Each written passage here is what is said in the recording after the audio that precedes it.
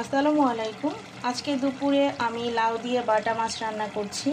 তো এই লাউ মাছ সবই আমার মা বাড়ি থেকে পাঠিয়েছে। আর এর সাথে আমি এখানে শাক ভাজি করতেছি। এটা হচ্ছে গিয়ে ডাঁটার শাক আর কি। তো শাক ভাজিটাও মাশাআল্লাহ অনেক মজা হয়েছে। আমি একটু টেস্ট করে দেখেছি। জারিফও একটু খেয়েছে, জারিফও অনেক পছন্দ করেছে।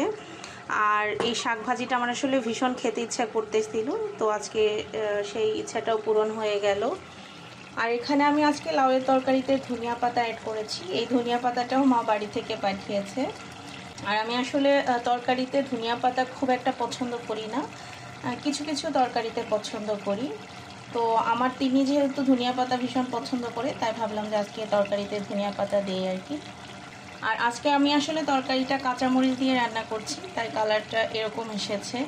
আর আজকে দুপুরে আপনারা কে কী রান্না করলেন অবশ্যই কিন্তু জানাবেন।